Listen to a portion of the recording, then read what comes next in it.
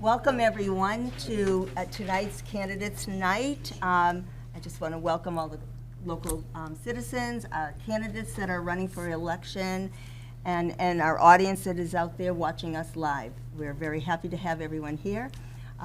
This is Miles Heeger. He's the chair of the Republican Town Committee, and I'm Diane Phillips, the co-chair of the East Bridgewater Democratic Town Committee, as well as Amanda over here. She's the other co-chair. We are live tonight, so this is exciting to be live, but we'll also be airing for the next, until the election, on the cable TV. Tonight, we will be hearing from the candidates. We're going to be going through the list of candidates. If you do not have an agenda, there's one up there if you'd like to get that. And we have a kind of a protocol that we'll do, but I really appreciate everyone who's taking the opportunity to run for a position. It's town governments only can run from the volunteer and from the people that live in this town. So thank you to all that are taking out running for their positions tonight, and we look forward to hearing from you. And so, Miles, you want to? The rules are simple. If you've been to a candidates night before, 3-minute presentation when we call the candidate up for their position.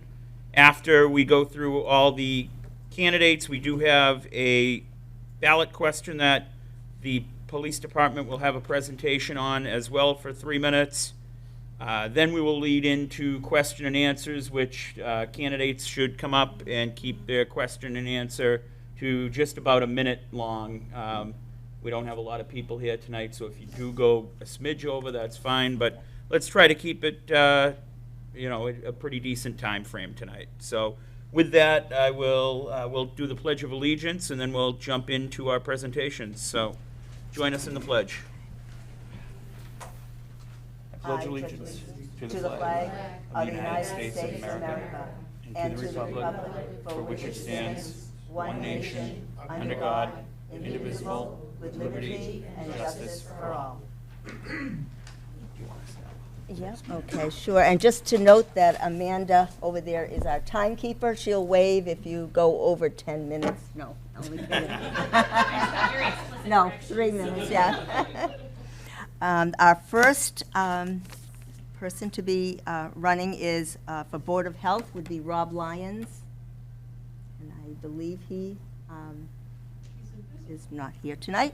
And our next one is Jennifer Lonergan running for Library Trustee. Welcome. Yes?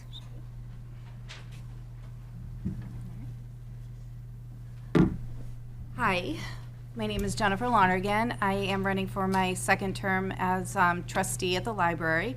I've been a resident in East Bridgewater for, I think I'm coming on 22 years now. I have 4 children. I have one still a freshman at the East Bridgewater Junior Senior High School. All 4 have gone through the East Bridgewater Public School System.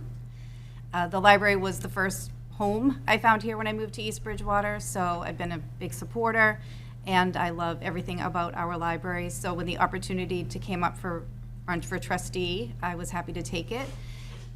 Since I've been a trustee, we have had security cameras installed on the building. We have a new roof.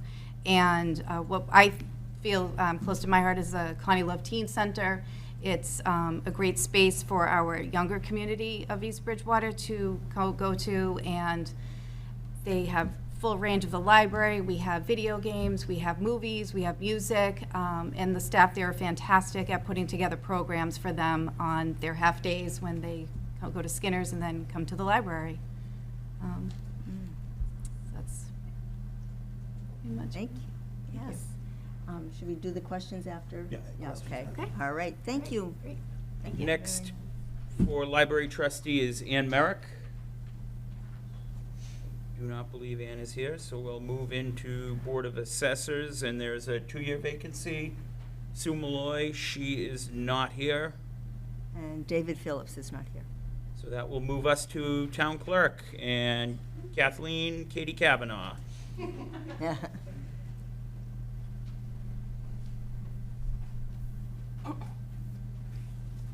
sit on the end too. Let's see. I wrote a speech. I don't know if I'm going to follow it. I'm just going to warn you now. Good evening, everyone. Thank you for joining us tonight. I'm Katie Kavanaugh, on the ballot, Kathleen, and I'm running for town clerk. It is both an honor and a privilege to have this opportunity to serve our community, a place that I not only call home, but also a place I deeply cherish. As a lifelong resident of East Bridgewater, I've witnessed our community's unique strengths and challenges. My commitment to EB is unwavering, and I'm eager to contribute to our town's administration to ensure efficiency, transparency, and service to every resident. The town clerk's role is pivotal. It demands integrity, attention to detail, and an understanding of our laws and community needs. I have worked for the past 6 years in the town clerk's office, gaining the necessary skills and experience to excel in this role. My background in advocacy, community service, administration, and criminal justice has prepared me to manage our records accurately and ensure that all town meetings and elections are conducted according to state laws and local statutes. If elected, my primary focus will be modernizing our office operations to enhance accessibility and efficiency. Since becoming interim town clerk 10 months ago, I've already taken steps towards this goal, such as updating our dog licensing program. I've also worked closely with our amazing election staff, which is not only the staff in my office, but about 30 residents here in town that they don't volunteer, but it's pretty close. It's under minimum wage to make sure that all of our elections happen. We've worked closely in organizing staff trainings, supporting early voting, and then this past election was the first time we had ever offered advanced tabulation, which is advanced removal and processing of the ballots, just so we could cut down on time at the actual election. These are just the beginning of changes I plan to implement to better serve our community. Community engagement is not just a part of my platform, but it's also a personal commitment. I try to be as involved as possible, and unfortunately, I'm on a lot of boards and committees, unfortunately to my husband, who came tonight. But I believe a town thrives when its residents are informed and actively involved, so I do try to model that. As your town clerk, I'll work tirelessly to improve communication between town offices and communities and try my best to ensure that we're up to date on what's happening in our town and also have a voice in what's shaping our future. In conclusion, I did have more, but I'm going to say, in conclusion, I'm committed to bringing dedicated service, innovative solutions, and a community-focused approach to the town clerk's office. I'm excited about the possibility of serving East Bridgewater, and I ask for your vote on May 18th. Thank you for your consideration of my candidacy.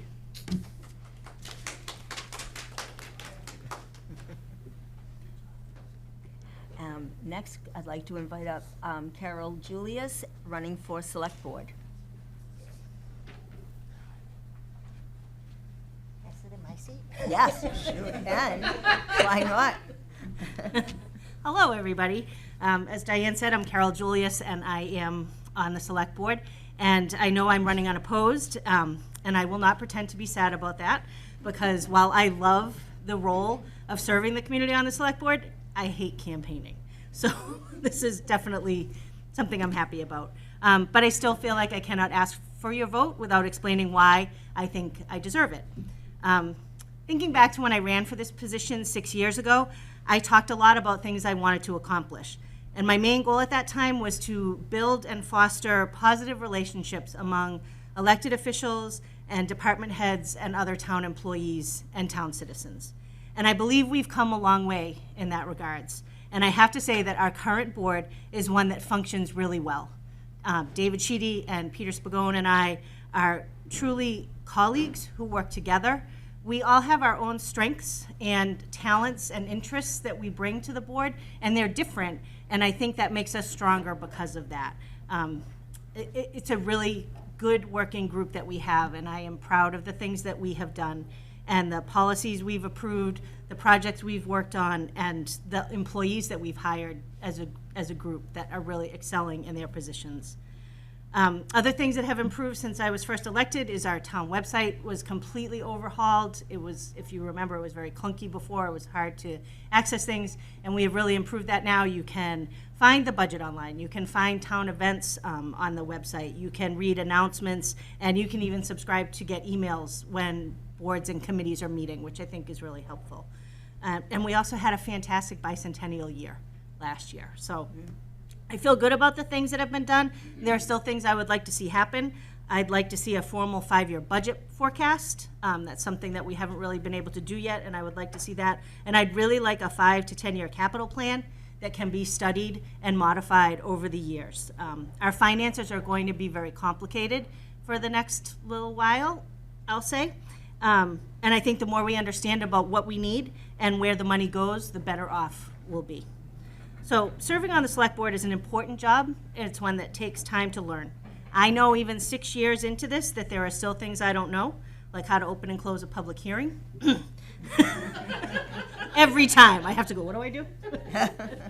But I would truly appreciate the opportunity to invest another 3 years of my time into doing more good things for East Bridgewater. Thank you.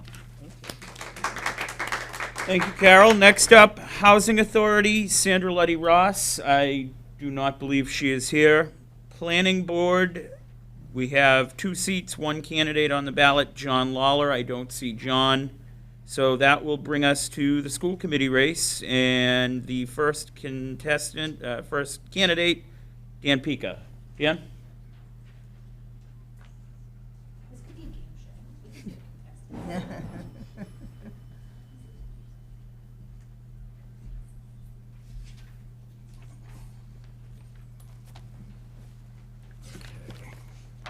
Thank you, everyone. Good to see everyone this evening. Before I begin, I wanted to thank the Democratic and Republican town committees for hosting this great opportunity. We appreciate, I know it takes a lot of effort to put it together, so thank you. Additionally, I'd like to express my gratitude to Lauren Foster, who served on the school committee for the past 3 years. Her service has made a tremendous difference in the district. Her leadership has provided a lot of change for the good. So thank you, Lauren, and for your endless efforts to make the district better for everybody. I've been a resident of East Bridgewater since 2004. My wife and I feel fortunate to have raised our daughter here. She's now a sophomore at the junior-senior high school. Professionally, I've been in the banking sector for the past 27 years. Currently, I serve as the Chief Banking Officer for South Shore Bank. I've worked at the bank for 8 years. Prior to that, I spent 15 years at Rockland Trust. In my current role, I provide oversight tied to strategy, budget, and regulatory compliance to 7 different areas of the bank with over 100 employees working on our various teams. Over the past 10 years, I've spent time becoming more involved volunteering in town. Over this time, I've served as a community rep on the Central School Parent Council and as a member of the town's ARPA committee. Currently, I'm finishing my 6th year and currently serve as chair of the town's finance committee. And I'm also a member of the Central School Building Committee. My decision to run for school committee has been driven by my desire to provide a learning environment that is inclusive and meets the varying needs for all students in East Bridgewater. My involvement overseeing both the budget of the town and the budgets related to my job provide me with very valuable experience that will assist in overseeing the school department's budget. It's critical that we provide the best education for our town's children while also acknowledging the schools must work collectively with the town to prioritize spending.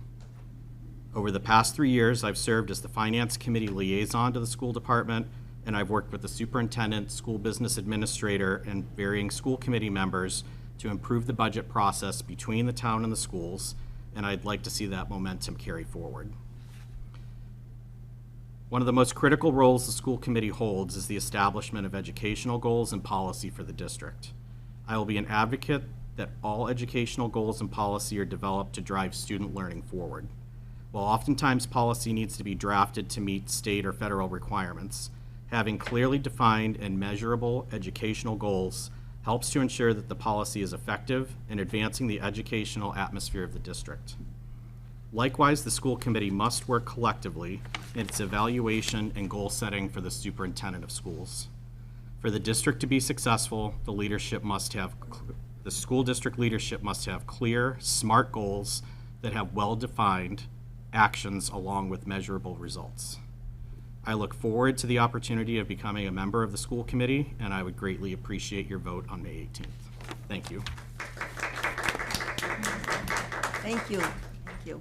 I'd like to invite up Amy Berry Gallagher.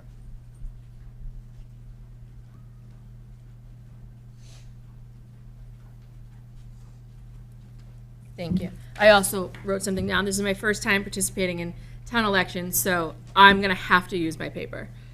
Hi, everyone. My name is Amy Berry. I don't really use the Gallagher, but it looks good Okay. sometimes. My name is Amy Berry, and I'm thrilled to be here tonight as a candidate for school committee. I would like to start, like Dan, by thanking the Republican and Democratic town committees for organizing this opportunity. I would also like to thank Kathleen Kavanaugh for being extremely helpful and responsive to all my many questions while I navigated town elections as a first-timer. I have been an East Bridgewater resident for over 10 years, and I am an incredibly proud stepmother to two great kids who attend EB Junior Senior High School. As a parent who is invested in the well-being of our kids and community, I've witnessed firsthand the celebrations and challenges that come with our educational system. Professionally, like Dan, I bring over 2 decades of expertise in operations and finance, specializing in driving operational enhancements to fuel organizational success. My background includes policy development, contract development and review, and work within the public procurement process, all of which are critical parts of the school committee's responsibilities. This experience has equipped me with the strategic thinking, financial acumen, and collaborative skills necessary to navigate any of the complex challenges facing our school district. I am particularly interested in learning about and actively supporting the district's endeavors to bolster post-high school preparedness among students, ensuring our kids have the necessary skills and resources to succeed beyond graduation in whatever path they choose, whether it's college pursuits, vocational endeavors, or employment opportunities. On a personal note, and beyond my family and professional roles, I am a passionate dog lover and advocate for animal rescue. If anybody is friends with me on Facebook, you saw I just rescued a dog from my neighborhood last week. And just like many of you, my life's journey has had its share of challenges. I am, as of this month, a 4-year cancer survivor who battled a breast cancer diagnosis and treatment at the height of the COVID shutdown.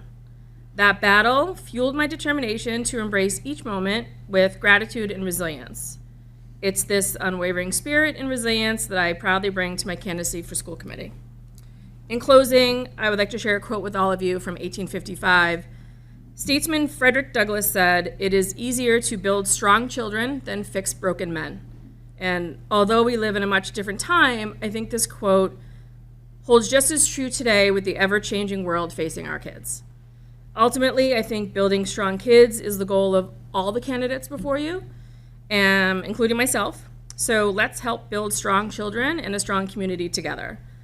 As we approach the May 18th election, I ask for your consideration and your vote. Thank you. Thank you, Amy. Our third candidate for re-election, Scott Walker. I do not believe Scott is here, so that will move us to the question on the ballot, which is in regards to civil service and the police department. We do have the Chief of Police, Mike Jenkins, with us. Mike? And Deputy Chief McLaughlin as well. Thank you.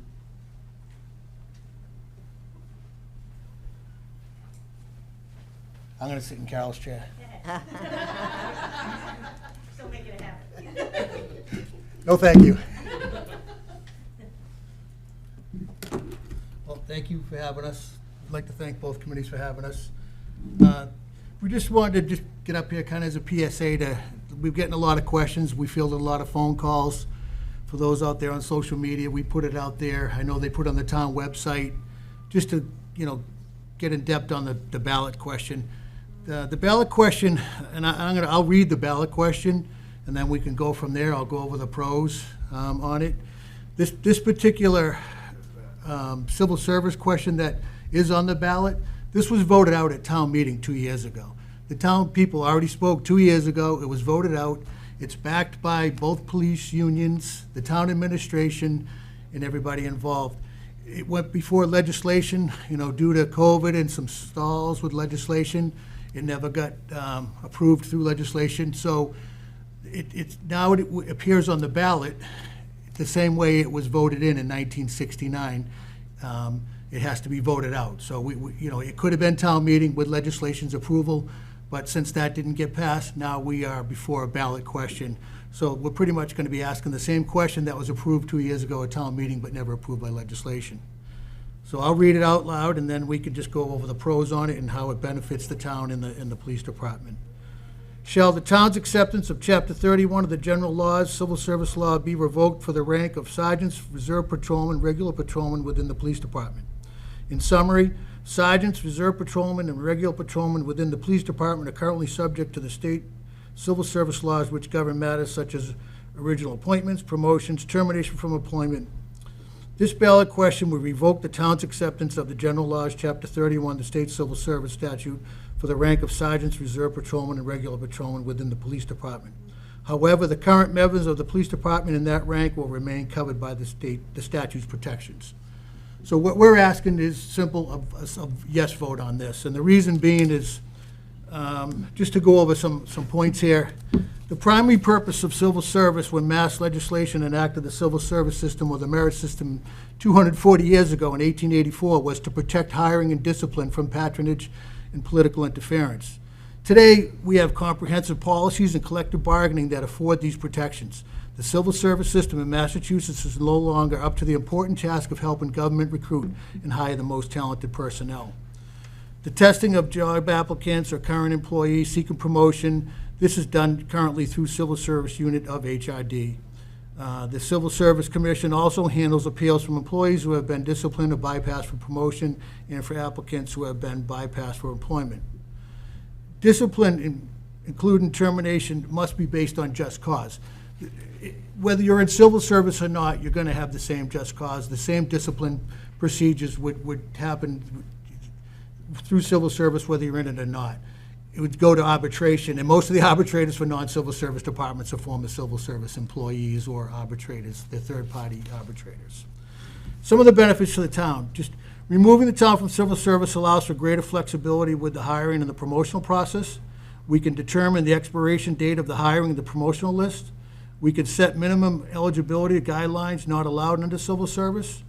The town and department can determine what hiring preferences they want to acknowledge, whether, for diversity, whether it be residency, military experience, education, training experience, language proficiency, or prior post-certification, which through police reform over the last 3-4 years that has transpired, all police officers, we're going through serious reform, have to be post-certified. So that's a big thing, to be post-certified. So these are some of the things that can help us in our recruitment purposes, whether it's laterals or, we're able to broaden our hiring, base.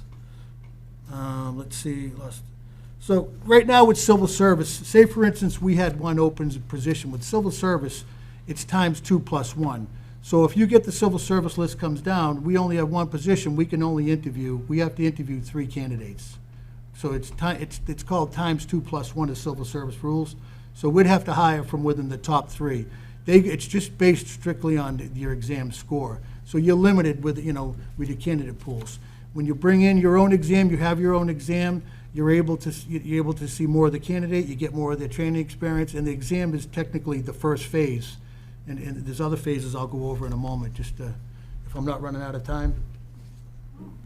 Yeah, it's a Okay, I question. just wanted, but you said 3 minutes, I Yeah, just want to no. make sure I get to I'm trying to get to all the good stuff, so I'm jumping around a little bit. All right. I'll slow it down then a little bit, I'm sorry. So going to non-civil service, we have a higher candidate pool, is what the bottom line is. And there's probably been 40 police departments within the last decade have gone non-civil service, and a lot more are pursuing it. West Bridgewater, I think they just had at their town meeting last week, and it was voted in.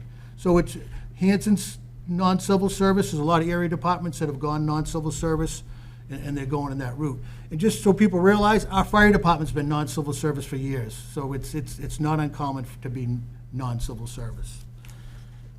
Let's see, I'll get back to some of the benefits. It also gives us flexibility to hire lateral transfers. So for instance, recruitment right now is at an epidemic for law enforcement. When Mike and I came on 27-plus years ago, I mean, East Bridgewater would probably receive a list of 20 to 30 or 40 candidates.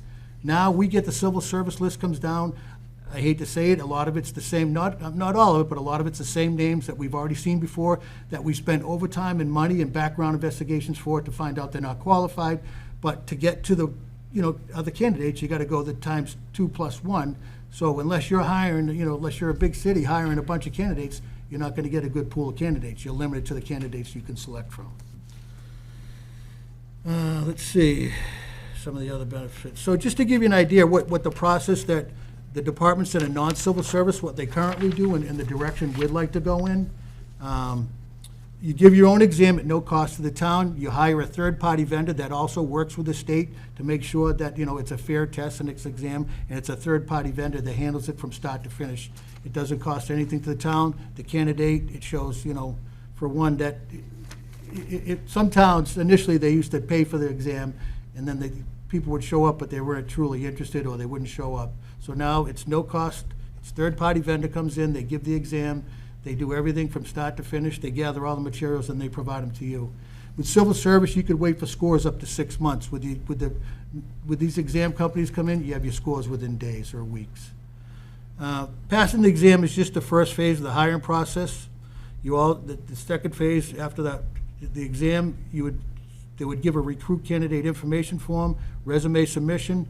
The second phase would be the physical fitness assessment, which then if you have to pass a physical fitness assessment.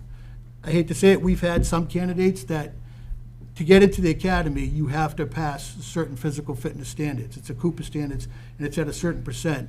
We've had some candidates that have to try that we've taken up to 6 months to a year to get them through some tests, and they couldn't pass it. So through civil service, by giving our own tests, we can give the exam is the first phase.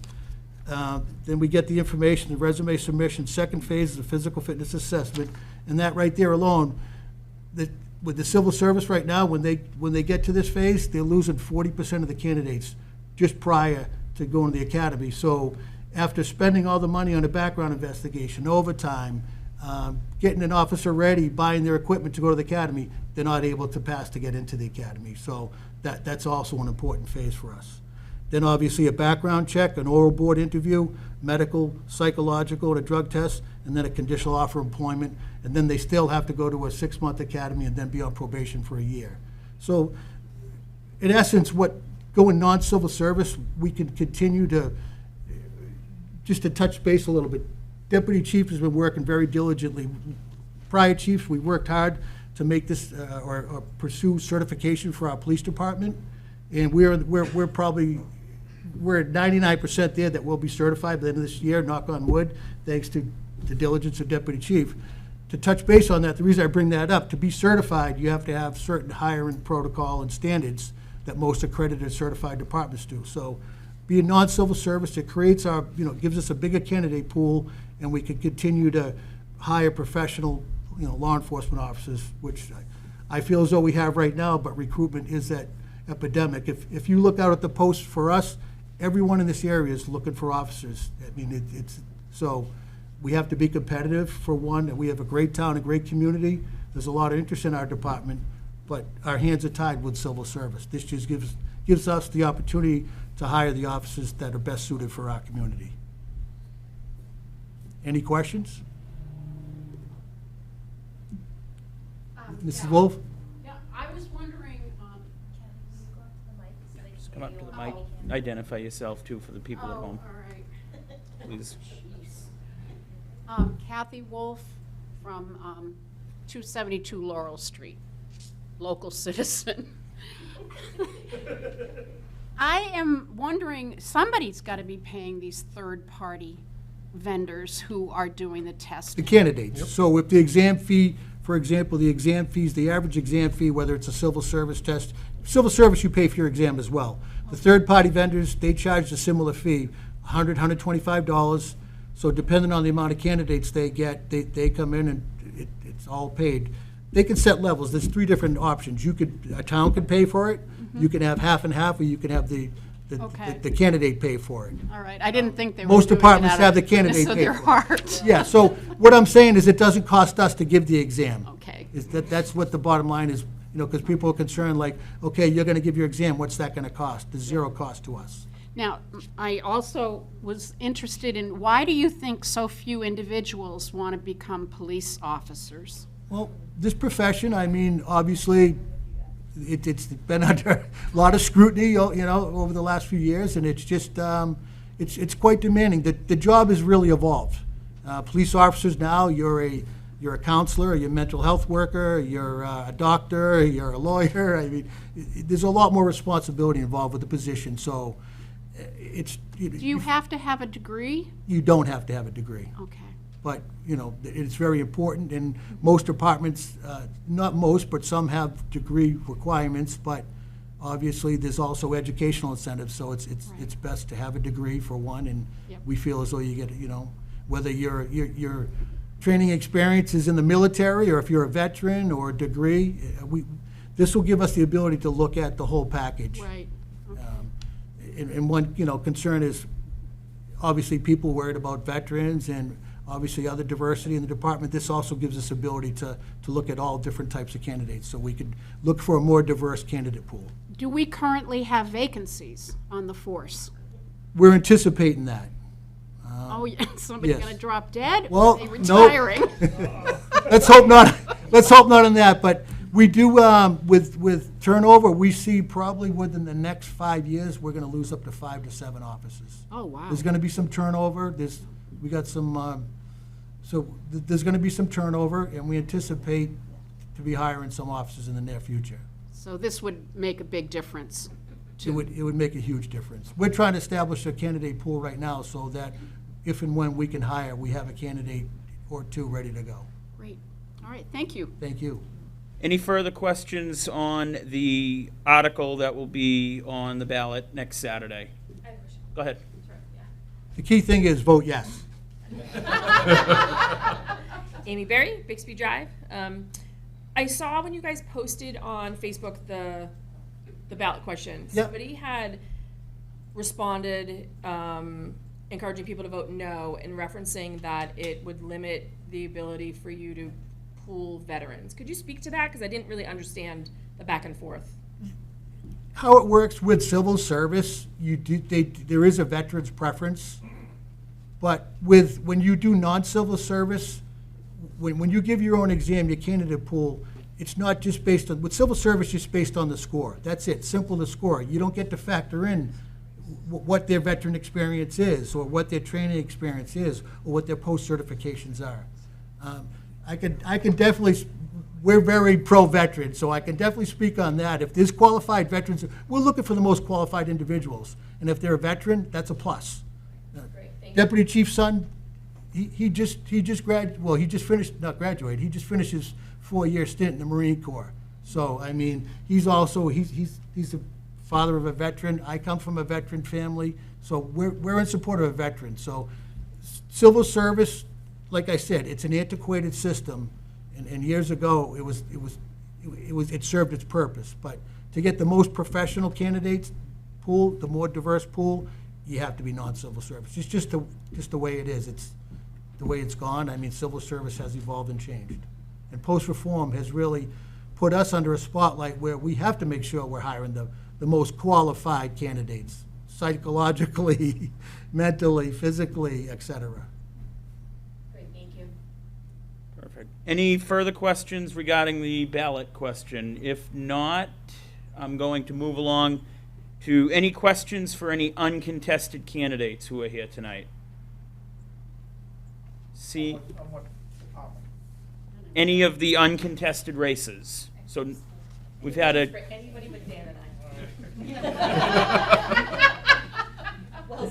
thank you, gentlemen. Appreciate your time. And just for anybody that's out there, the viewing audience as well, my number, anyone can call me at any time at my 508-378-7316 is the Chief's line. If you have any questions whatsoever, I have no problem taking a phone call on this, answering any questions. But I can assure you, the agenda for us is just to hire the most professional candidates that are out there. Thank you very much. Oh, yes, please. Yes. Thank you. Thank you. Do we have any questions in the crowd for any uncontested races, which would be, we've got library trustees here tonight, town clerk, select board, and that's it. Kathy? Yeah, this is probably, I guess, Jennifer's here, right? Okay. Okay. Kathy Wolf, Laurel Street here in East Bridgewater. Can you explain exactly what it is the library trustees do? Yes, the job of the trustee is to oversee the funds within the library with the bills and any purchases that they may have, and to oversee policies that they set for within the community, for example, their mission statement, and things like that. We sign bills, and we attend town meetings in support of the library and anything that the library is looking for within the budget. For instance, the roof that we needed support on, and the cameras that we had installed. So basically, anything that the library needs in support of the community, we support them, and we go over whatever they are asking for. For instance, we were supposed to have a new library built, and that was going to happen, and then COVID happened, and like everything else, the price of materials went up, and when the state came back to do it, the price went up substantially. So as trustees, we voted not to pursue that because we felt like it was not a good time for the citizens of East Bridgewater to have that impact their life. But however, the building still needed a new roof, so we worked at finding somebody to do that and getting that voted to be completed. I still have a little more. Okay.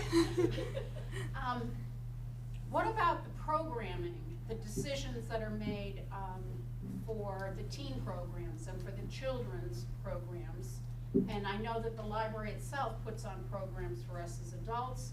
And then who makes the decisions about the purchases of books and CDs and that sort of thing? Well, we trust in our library staff to make those decisions. They do a fantastic job with all the resources they use. They write fantastic grants to get a lot of programs completed. And we also have the benefit of the friends of the library. They have successful book sales, and they manage to fund a lot of the programming for the children. That is what they enjoy doing. So that the policies of books and things like that is up to the staff, and the programming, the staff, they do a lot of research in different programs that they provide for children and adults, and speakers, and tax preparation courses and things like that. They're very good at finding those. Thank you. You're welcome. Thank you. Thank you very much. So, any other uncontested races? Any other questions for anyone? So can we call up the I say we invite our school committee? two school committee candidates up to sit at the desk, and I do believe there are some questions, not only from the audience. We'll start with audience questions, and then we will go to, both Diane and I have some questions that were emailed and messaged into us that we will ask the candidates of school committee. So anybody in the crowd? Ken McLeod, come on up, identify yourself for the folks at home. My name is Ken McLeod. I live in 35 Stone Meadow Drive in East Bridgewater. I had this question originally for Mr. Walker, but since he's not here and he was a school committee member already, I'll put it to the both of you. How did we determine a new 5-year contract for the superintendent and give her the raises that after 5 years she'll be at $250,000 versus previously we'd done it all in 3 years, now we're going for a 5-year contract. And if you compare it to a system that is probably 3 times the size of ours in Weymouth, he's making $217,000 at the end of his contract, he'll be at $250,000. We are a much smaller system. And I don't see the reasoning to be raising the salary that much. I don't know how the school department came to that, that's just that decision to go for a 5-year versus a 3. And part of my problem with this, as you two are trying to be on the school committee, is the fact that the school department has not a very good history in staying within the budget in this town. For years, they have overspent the budget. And I pointed out at one of the annual meetings that it's against the law in the state of Massachusetts to overspend the school budget. State does not want to necessarily get involved in local politics unless a formal complaint or a formal letter of concern is done. That happened once back in the early 90s or the late 80s to the town of Whitman. So the state had to get involved. I've watched what's gone on here and paid attention and seen what happened. I was witness to an event here 4 or 5 years ago under our previous superintendent. She was in a meeting here looking for more money. Ken, can you just direct the question to the Oh, candidates, okay. please? I'm sorry. Okay. Let's go back to the original question. How did they come up with this contract for 5 years versus 3, with the raises that are included, with a system that's much smaller than, say, comparable to Weymouth, and we're gonna end up paying our superintendent the same amount of money we're paying the Weymouth superintendent? That's what I want to put out, so you two have to think about this if you're gonna be on the board. And it's something that needs to be discussed, because it goes involved with the fact that the school department has not been very sympathetic to the cost of running the town and the taxes that are involved in it. We'll start with Amy, 1 minute roughly response, and then we'll go to Dan. Sure, yeah, thank you for your question. Leading up to this election, I've done a significant amount of research trying to educate myself about the budget and the process, including watching videos from candidate nights, reviewing the past 2 years' budgets, looking at the town budget, watching a bunch of the school committee meetings, but unfortunately, I was not part of the school committee when they voted for that contract. So I can't really speak to how they came to it or what their decision process Yeah, was. I knew that was gonna be an issue on it. Sorry. Happy to educate myself as soon as I'm elected and Yeah. come back to you with an answer, but I really just can't speak to how somebody else came to a decision to, to sign a contract. Thank you, Amy. Dan? Sure, thank you. I'll start by first saying, the school committee obviously conducts their negotiations in any collective bargaining situation in executive session. So none of us are privy to, the conversations that were had. With that said, if I was on the committee at the time, and if anyone's watched Finance Committee over the years, I've been very vocal about contracts that are negotiated in a silo, and it's not appropriate. We're one town, we have one budget, and every department has a portion of that budget. If I'm elected to the committee, I will advocate that we need to be having conversations with the town before we enter into any type of contract negotiation, so that we can understand what's affordable from the town. Every department has finance committee liaisons that they can reach out to, and they can work with them. Not that the town, it's the school committee's job to negotiate that contract, but there should be a conversation around the budget. And I will state that if I was on the committee at the time, I would not have supported that contract. I appreciate the answers from both of you. All I will add to the comment is the fact that I don't think the school board has been open with the people in the town as they should be. Thank you. Thank you, Can I Ken. respond to what he just said as well?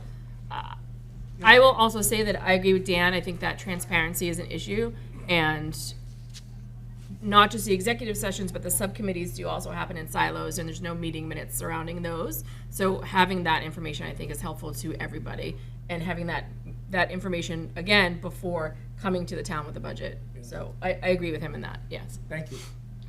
Other questions for the school committee candidates from the crowd? I know the question that I'm going to be disappointed if there's no. I mean, I watched the last 2 candidate nights, so I recognize you, and I was expecting a question. It's kind of famous, right? Well, I've already yacked a lot. All right. Well, I do have a question that came in from, this question came in from Jackie Sweeney. I have 2 questions from her. I'll ask one. Do you plan on banning any books?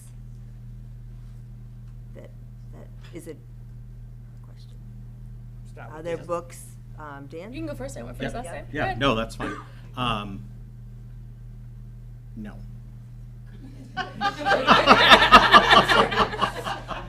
That's that simple. Okay. Yeah. No. I like simple answers. I know. That helps I move know. the process along. Yeah. I have, the question that was sent to me was asked by somebody Oh, in the that's crowd, right. so. Okay. Anybody else with questions? If not, perfect opportunity to enjoy some water I and have- refreshments. I have two more questions. ahead. So, and I believe this, I'm not sure where this one came from, but in this role, you will need to have good working relationships with lots of different people, personalities, sometimes with different agendas. Can you tell us how you will go about managing and balancing these different personalities and different demands? Start with Amy. Amy? Yeah, sure. So it doesn't say who that came from? There's no person? No. We got a community member through our messaging. Okay, So great. I do not know. Yeah, I mean, I think everyone's going to have a different view, but the most important thing is being respectful, right? Because everybody's there for a reason. We're not all just donating our time to not work well together, right? Like, even leading up to this, I reached out to Dan, invited him for a coffee. Like, these conversations, although this race is contended, they shouldn't be contentious, right? And that would carry forward if I was elected, right? So we want to have meaningful conversations that are transparent, again, don't happen in a silo, and at the end of the day, the goal is to, move things forward for our kids and our community. And so, yeah. Thank you. Dan? Yes, thank you. So I'd equate it to how I approach things in my professional world, that, over the past 20 years, I've assumed responsibility for varying teams. And I always approach that with, it's a clean slate. Like, I don't know everything that happened there, and you have to go in with an open mind and be able to ask thoughtful questions to understand where everything's at in its current state. With that said, you also have to understand that different people come at it with different opinions and theories, and I think the word respect that Amy used is spot on. We should have respectful conversations. We can disagree, but hopefully collectively we come to an agreement on what's best for the children and the education in town. Thank you. And I do have one other that came in from Jackie Sweeney. How do you plan on helping or students being inclusive? No, I'll reword that. How do you plan on helping and being, it's written differently, being inclusive for students of color, LGBTQ students, and neurodivergent students? So how do you? Sure. So I think diversity, equity, and inclusion is something that's critical for the schools. Any student walking through those doors should walk in feeling confident that they are valued as an individual, as a human being, and that they are given the same educational opportunities as anybody else that walks through those doors. It's a clean slate. The school is here for the children. Education's important to the growth and development of our society, and we need to be able to support that unconditionally. Thank you. Amy? So my background in operations is really broad, and I've done a number of things in my career, and one of them is specifically drafting a DEI initiative for the firm that I work for. It's a hot topic. Everybody's talking about equity and inclusion. And I think it's important to remind people that it not only needs to happen at school, but it should start at home, right? So making sure that the children understand how it impacts other kids when we're not being inclusive. And part of that is, thinking about how we have things that are celebrating that diversity. For example, the school recently had their Autism Awareness Week, right? Which is wonderful, and there's different ways to celebrate that. But I think that it could be more comprehensive, right? Are we talking to the parents of the neurodivergent children and asking them, how would you like to see your children celebrated this week? What would you like other kids in the school to know about your child and their challenges and how it's affected them? So I think we can do a little bit better, and I'm sure that it's something that will continue to grow and evolve within the town. Thank you very much. I have one personal question, and then I say if there's no other questions, we adjourn. Sure. Yeah. How would you be a fiscally responsible vote on the school committee? Start with you, Dan. Sure, so I think it's, I think I add value in being the school department liaison through the finance committee. Over the past 3 years, I've spent a tremendous amount of time discussing their budget with them. With that stated, well, I love being on finance committee. It's an advisory role, and so you really don't have, you know, you can disagree, but it's the words coming out of your mouth.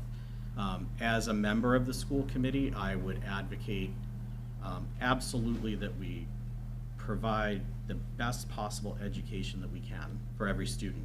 But I think we have to take a step back and see where there may be gaps, you know, in the budget, how the priority of that budget is put together, and being an active participant, hopefully on like a budget subcommittee, so that I can provide that honest feedback.